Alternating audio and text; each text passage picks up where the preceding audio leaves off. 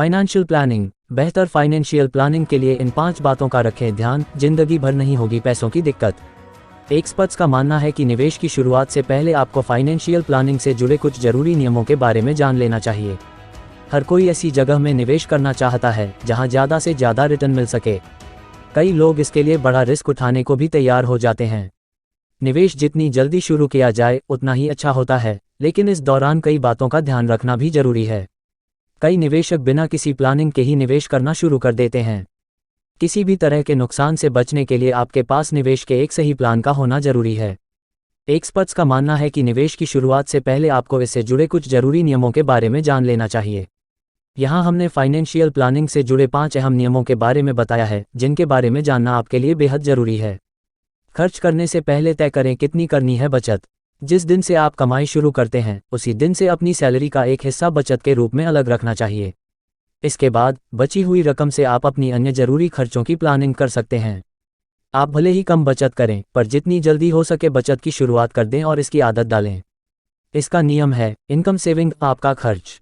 अगर आपने अपने भविष्य के गोल डिसाइड कर लिए हैं तो यह पता लगाएं कि उसके लिए कितनी रकम की जरूरत होगी। इस जरूरत के हिसाब ही रेगुलर बचत करते रहें। अक्सर लोग पहले खर्च करते हैं और जो बच जाता है उसे भविष्य के लिए जमा करते हैं। यह तरीका गलत है। कितनी करें बचत। आपका अपनी सैलरी का एक हिस्सा बचत के रूप में अलग रख देना चाहिए। आप 5% की बचत के साथ शुरुआत कर सकते हैं और समय के साथ इसे सैलरी के 25 या 30% तक बढ़ा सकते हैं। उम्र के साथ हमारे गोल्स अहम होते जाते हैं, इसलिए आपको अपनी बचत धीरे धीरे में बढ़ोतरी करनी चाहिए। याद रखें, यहाँ बचत मतलब है कि अपने पैसे को ऐसी जगहों में निवेश करना जहाँ हाई रिटर्न मिल सके। इसे बैंक अकाउंट में रखना बचत नहीं है। Emergency fund. निवेश शुरू करने से पहले ही सुनिश्चित कर लें कि आपके पास पर्याप्त इमरजेंसी फंड हो। नियम के मुताबिक सेविंग अकाउंट और शॉर्ट टर्म या लिक्विड फंड में कम से कम 6 महीने के खर्च के बराबर अमाउंट इमरजेंसी फंड के तौर पर रखना चाहिए। नौकरी छूटने या मेडिकल इमरजेंसी की स्थिति में यह पैसे आपके काम आएंगे और आपके फाइनेंशियल गोल्स प्रभावित नहीं होंगे। Life cover. लाइफ कवर की भी परिवार की वित्तीय सुरक्षा के लिए बेहद जरूरी है। नियम के मुताबिक किसी के पास घर की कुल एनुअल इनकम का 10-15 गुना का लाइफ कवर होना चाहिए।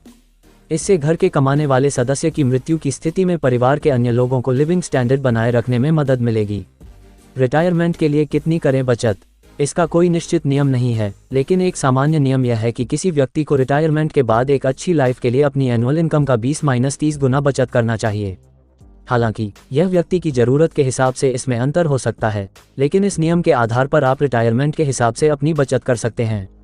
यदि आपको जानकारी पसंद आई हो तो वीडियो को लाइक करें और कुछ सुझाव हो तो कमेंट द्वारा साझा करें। ऐसी वीडियो को प्राप्त करने के लिए चैनल को जरूर सब्सक्राइब करें।